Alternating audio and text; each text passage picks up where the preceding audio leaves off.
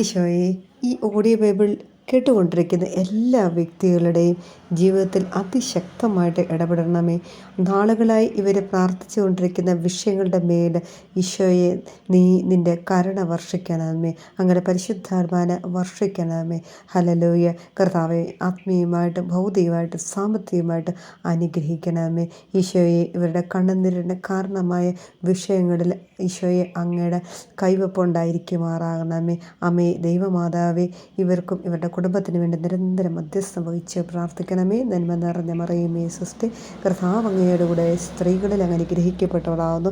അങ്ങയുടെ ഉദരത്തിൻ ഫലമായി ഈശോ അനുഗ്രഹിക്കപ്പെട്ടവനാവുന്നു. പരിശുദ്ധ മറിയമേ തമ്പുരാൻ്റെ അമ്മയെ, പാപികളായ ഞങ്ങൾക്ക് വേണ്ടി ഇപ്പോഴും ഞങ്ങളുടെ മരണസമയത്തും തമ്പുരാൻ്റെ അപേക്ഷിക്കണമേ. ആമേൻ.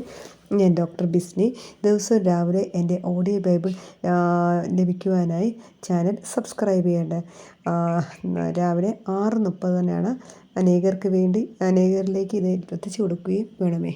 വിശുദ്ധ മർക്കോസ് എഴുതിയ സുവിശേഷം അധ്യായം 15. വിചാരണയും വിധിയും. അതിരാവിലെ തന്നെ പുരോഹിത പ്രമുഖന്മാർ ജനപ്രമാണികളോടും നിയമജ്ഞരോടും ന്യായാധിപ സംഘം മുഴുവനോടും ചേർന്ന് ആലോചന നടത്തി. അവർ യേശുവിനെ ബന്ധിച്ചു കൊണ്ടുപോയി പീലാത്തോസിനെ ഏൽപ്പിച്ചു. പീലാത്തോസ് അവനോട് ചോദിച്ചു, നീ യഹൂദരുടെ രാജാവാണോ? അവൻ മറുപടി പറഞ്ഞു, നീ തന്നെ പറയുന്നു. പുരോഹിത പ്രമുഖന്മാർ അവനിൽ പല കുറ്റങ്ങളും ആരോപിച്ചു. പീലാത്തോസ് വീണ്ടും ചോദിച്ചു, നിനക്ക് മറുപടിയൊന്നും പറയാനില്ലേ? നോക്കൂ, എത്ര കുറ്റങ്ങളാണ് അവർ നിന്റെ മേൽ ആരോപിക്കുന്നത്. എന്നാൽ യേശു മറുപടി ഒന്നും പറഞ്ഞില്ല.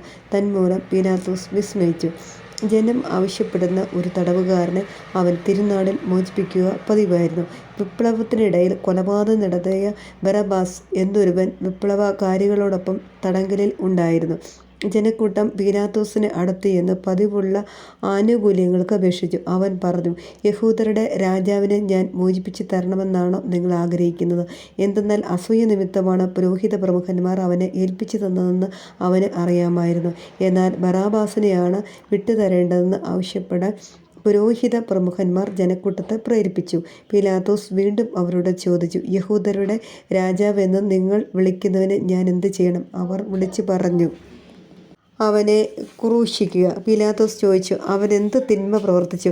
അവർ കൂടുതൽ ഉച്ചത്തിൽ വിളിച്ചു പറഞ്ഞു, അവനെ ക്രൂശിക്കുക. അപ്പോൾ പീലാത്തോസ് ജനക്കൂട്ടത്തെ തൃപ്തിപ്പെടുത്താൻ തീരുമാനിച്ചുകൊണ്ട് ബറാബാസിനെ അവർക്ക് വിട്ടുകൊടുക്കുകയും യേശുവിനെ ചമ്മട്ടിക്കൊണ്ടടുപ്പിച്ചതിന് ശേഷം ക്രൂശിക്കാൻ ഏൽപ്പിച്ചു കൊടുക്കുകയും ചെയ്തു. പടയാളികളുടെ പരിഹാസം. അനന്തരം പടയാളികൾ യേശുവിനെ കൊട്ടാരത്തിനുള്ളിൽ പ്രത്തോറിയത്തിലേക്ക് കൊണ്ടുപോയി. അവർ സൈന്യവിഭാഗത്തെ മുഴുവൻ അണിനിരത്തി. അവർ അവനെ ചെമ്മപ്പ് വസ്ത്രം ധരിപ്പിക്കുകയും ഒരു മുൾക്കിരീടം മെടഞ്ഞ് അണിയിക്കുകയും ചെയ്തു. യഹൂദരുടെ രാജാവേ സ്വസ്തി എന്ന് അവർ അവനെ അഭിവാദം ചെയ്യാൻ തുടങ്ങി. പിന്നീട് ഞാങ്ങണ കൊണ്ട് അവൻ്റെ ശിരസിൽ അടിക്കുകയും അവൻ്റെ മേൽ തുപ്പുകയും മുട്ടുകുത്തി അവനെ പ്രണമിക്കുകയും ചെയ്തു. അവനെ പരിഹസിച്ച ശേഷം ചുവപ്പ് വസ്ത്രം അഴിച്ചു മാറ്റി അവൻ്റെ വസ്ത്രം വീണ്ടും ധരിപ്പിച്ചു. പിന്നീട് അവർ അവനെ കുരിശിൽ തറയ്ക്കാൻ കൊണ്ടുപോയി. കുരിശിൽ തറയ്ക്കുന്നു. അലക്സാണ്ടറിൻ്റെയും റൂഫസിൻ്റെയും പിതാവായ കിറേനക്കാരൻ ശിമിയോൻ നാട്ടിൻപുറത്ത് നിന്ന് വന്ന് അതിലെ കടന്നു പോവുകയായിരുന്നു. യേശുവിൻ്റെ കുരിശ് ചുമക്കാൻ അവർ അവനെ നിർബന്ധിച്ചു. തലയോടിടം എന്നർത്ഥമുള്ള ഗോൽഗോഥായിൽ അവർ അവനെ കൊണ്ടുവന്നു. മീറ കലർത്തിയ വീഞ്ഞ് അവർ അവന് കൊടുത്തു. അവൻ അത് കുടിച്ചില്ല. പിന്നീട് അവർ അവനെ കുരിശിൽ തറച്ചു. അതിനുശേഷം അവർ അവൻ്റെ വസ്ത്രങ്ങൾ ഭാവിച്ച് ഓരോരുത്തരും എടുക്കേണ്ട വീതത്തിന് കുറിയിട്ടു. അവർ അവനെ കുരിശിൽ തറച്ചപ്പോൾ 3-ാം മണിക്കൂറായിരുന്നു. യഹൂദരുടെ രാജാവ് എന്ന് അവൻ്റെ പേരിൽ ഒരു കുറ്റപത്രം എഴുതി വച്ചിരുന്നു. അവനോട് കൂടെ 2 കവർച്ചക്കാരെയും അവർ കുരിശിൽ തറച്ചു, ഒരുവനെ അവൻ്റെ വലതുവശത്തും അവരനെ ഇടതുവശത്തും. അതിലെ കടന്നു പോയവർ തല കുലുക്കി കൊണ്ട് അവനെ ദുഷിച്ച് പറഞ്ഞു, ദേവാലയം നശിപ്പിച്ച് 3 ദിവസം കൊണ്ട് വീണ്ടും പണിയുന്നവനെ, നിന്നെ തന്നെ രക്ഷിക്കുക, കുരിശിൽ നിന്ന് ഇറങ്ങി വരിക. അതുപോലെ തന്നെ പുരോഹിത പ്രമുഖന്മാരും നിയമജ്ഞരും പരിഹാസപൂർവ്വം പരസ്പരം പറഞ്ഞു, ഇവൻ മറ്റുള്ളവരെ രക്ഷിച്ചു, തന്നെ രക്ഷിക്കാൻ ഇവന് സാധിക്കുന്നില്ല. ഞങ്ങൾ കണ്ട് വിശ്വസിക്കുന്നതിന് വേണ്ടി ഇസ്രായേലിൻ്റെ രാജാവായി ക്രിസ്തു ഇപ്പോൾ കുരിശിൽ നിന്ന് ഇറങ്ങി വരട്ടെ. അവനോടൊപ്പം ക്രൂശിക്കപ്പെട്ടവരും അവനെ പരിഹസിച്ചു. യേശുവിൻ്റെ മരണം. 6-ാം മണിക്കൂർ മുതൽ 9-ാം മണിക്കൂർ വരെ ഭൂമി മുഴുവൻ അന്ധകാരം വ്യാപിച്ചു. 9-ാം മണിക്കൂറായപ്പോൾ യേശു ഉച്ചത്തിൽ നിലവിളിച്ചു, ഏലോയ് ഏലോയ് ലാമാ സബക്താനി. അതായത്, എൻ്റെ ദൈവമേ, നീ എന്നെ ഉപേക്ഷിച്ചത് എന്തുകൊണ്ട്? അടുത്ത് നിന്നിരുന്ന ചിലർ അത് കേട്ട് പറഞ്ഞു, ഇത് അവൻ ഏലിയായി വിളിക്കുന്നു. ഒരുവൻ ഓടി വന്ന് നീർപ്പഞ്ഞി വിനാഗിരിയിൽ മുക്കി ഒരു ഞാങ്ങണമേൽ ചുറ്റി അവനെ കുടിക്കാൻ കൊടുത്തുകൊണ്ട് പറഞ്ഞു, ആകട്ടെ, അവനെ താഴെ ഇറക്കാൻ ഏലിയ വരുമോ എന്ന് നമുക്ക് നോക്കാം. യേശു ഉച്ചത്തിൽ നിലവിളിച്ച് ജീവൻ വെടിഞ്ഞു. അപ്പോൾ ദേവാലയത്തിലെ തിരശ്ശീല മുകളിൽ നിന്ന് താഴെ വരെ രണ്ടായി കീറി. അവനെ അഭിമുഖമായി നിന്നിരുന്ന ശതാധിപൻ അവൻ ഇപ്രകാരം മരിച്ചത് കണ്ട് പറഞ്ഞു, സത്യമായി ഈ മനുഷ്യൻ ദൈവപുത്രനായിരുന്നു. ഇതെല്ലാം കണ്ടുകൊണ്ട് ദൂരെ കുറെ സ്ത്രീകളും നിന്നിരുന്നു.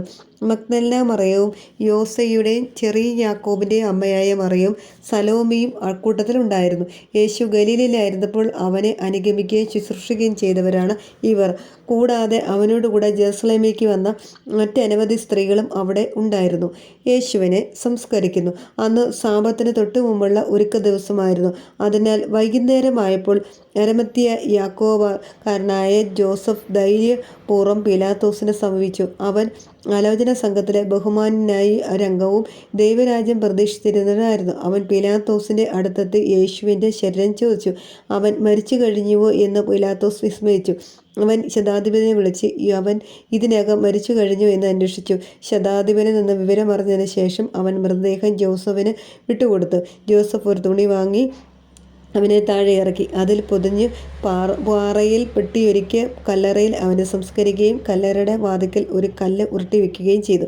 അവനെ സംസ്കരിച്ച സ്ഥലം മഗ്ദലന മറിയവും യോസയുടെ അമ്മയായ മറിയവും കണ്ടു.